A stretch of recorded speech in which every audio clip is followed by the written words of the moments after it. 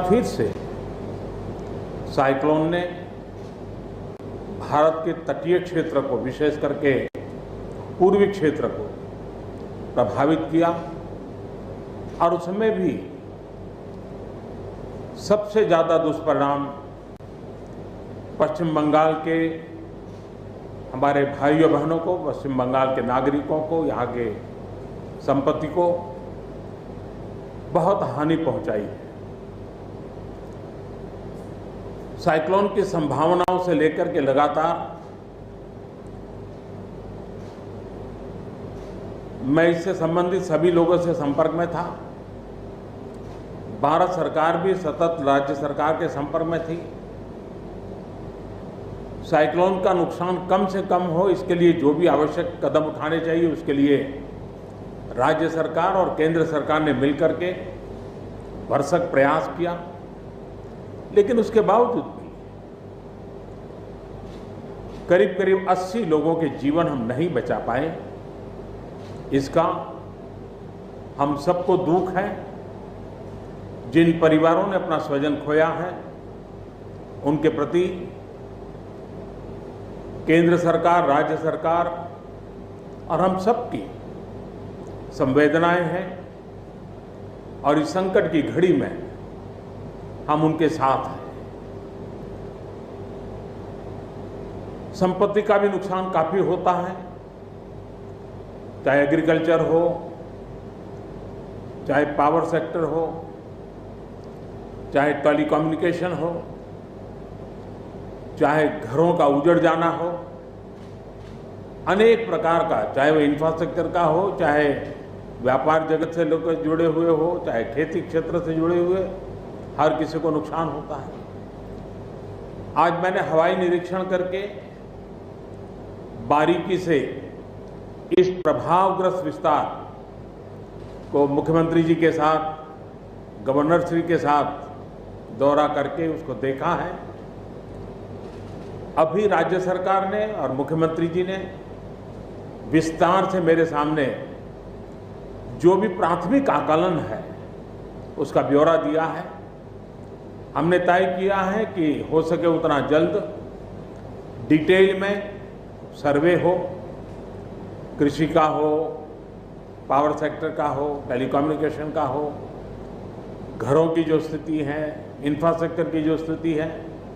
केंद्र सरकार की तरफ से भी तत्काल एक टीम आएगी और वो टीम इन सभी क्षेत्रों में सर्वे करेगी और हम मिल करके रिहेबिलिटेशन हो, रिस्टोरेशन हो, रिकंस्ट्रक्शन हो, उसकी व्यापक योजना बना करके बंगाल की इस दुख की घड़ी में हम पूरा साथ देंगे, सहयोग देंगे और बंगाल जल्द से जल्द खड़ा हो जाए, बंगाल जल्द से जल्द तेज गति से आगे बढ़े, इसके लिए भारत सरकार कंधे से कंधा मिला करके काम करेगी और जो भी आवश्यकताएं होगी उन आवश्यकताओं को पूर्ण करने के लिए भारत सरकार के जो भी नीति नियम है उसका पूरी तरह उपयोग करते हुए पश्चिम बंगाल की मदद में हम खड़े रहेंगे। अभी तत्काल जो इस संकट की घड़ी में राज्य सरकार को कठिनाई न हो, इसके लिए एक एडवांस असिस्टेंस के रूप में 1000 करोड़ रुपया भारत सरकार की तरफ से व्यवस्था की जाएगी। साथ साथ जिन परिवारों ने अपने स्वजन खोए हैं उन परिवारों को प्रधानमंत्री राहत कोष से 2 लाख रुपया और जिन लोगों को इंजरी हुई है उनको 50,000 रुपये तक की सहायता देने का भी हम प्रधानमंत्री राहत कोष से करेंगे। पूरी दुनिया एक संकट से जूझ रही है। भारत भी लगातार कोरोना वायरस के खिलाफ लड़ाई लड़ रहा है। कोरोना वायरस की लड़ाई में जीतने का मंत्र और साइक्लोन में जीतने का मंत्र दोनों पूरी तरह एक दूसरे के ऑपोजिट हैं।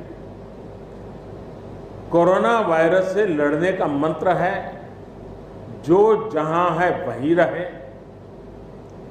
जरूरत नहीं हो तब तक घर से बाहर न निकले और जहां भी जाए 2 गज की दूरी बनाए रखे। लेकिन साइक्लोन का मंत्र है कि साइक्लोन आ रहा है, जल्दी से जल्दी सुरक्षित स्थल पर आप शिफ्ट कर जाइए, वहां पर पहुंचने का प्रयास कीजिए, अपना घर खाली कीजिए। यानी दोनों अलग अलग प्रकार की लड़ाइयां एक साथ पश्चिम बंगाल को लड़नी पड़ी है। लेकिन उसके बावजूद भी ममता जी के नेतृत्व में राज्य सरकार ने भरसक प्रयास किया है।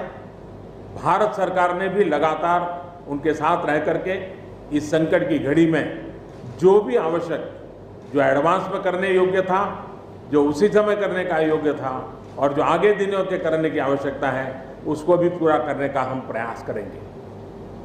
आज समग्र देश को जिनके लिए गौरव है, ऐसे राजा राममोहन राय जी की जन्म जयंती है और उस समय मेरा पश्चिम बंगाल की इस पवित्र धरती पर होना मेरे मन को छूने वाली बात होती है।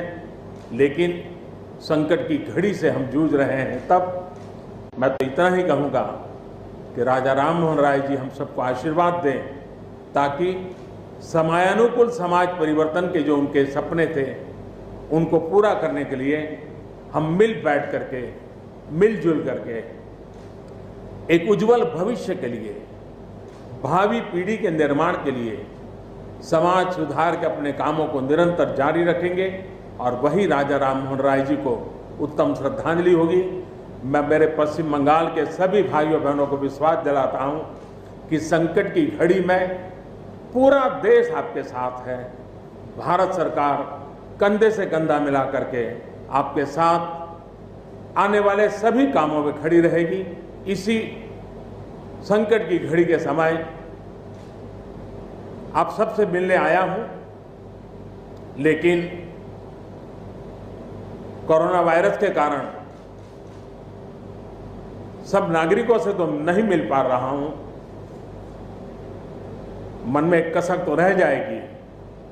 यहां से मैं आज उड़ीसा की ओर जाऊंगा और वहां भी हवाई निरीक्षण करूंगा, वहां के माननीय मुख्यमंत्री जी से, वहां की सरकार से बातचीत करूंगा। मैं फिर एक बार पश्चिम बंगाल की इस दुख की घड़ी में मैं आपके साथ हूं। जल्द से जल्द आप इस संकट से बाहर निकले, इसके लिए मैं पूरी तरह आपके साथ रहूंगा। बहुत बहुत धन्यवाद। और इसी के साथ दोस्तों आज की हमारी ब्रेकिंग न्यूज़ और लेटेस्ट अपडेट को हम यही समाप्त करते हैं। उम्मीद करते हैं कि आपको यह वीडियो पसंद आया होगा। दोस्तों हमारा चैनल आपको देश के हर खबर से अपडेट रखता है और इसी तरह की खबरों से जुड़ने के लिए हमारे इस YouTube चैनल को सब्सक्राइब कीजिए और साथ ही साथ बेल आइकॉन दबाना ना भूलें, ताकि आपको हमारी हर नई वीडियो का नोटिफिकेशन मिल सके। और साथ ही साथ इस वीडियो को लाइक और अपने दोस्तों के साथ शेयर करना ना भूलें। तो मिलते हैं दोस्तों अगली वीडियो में।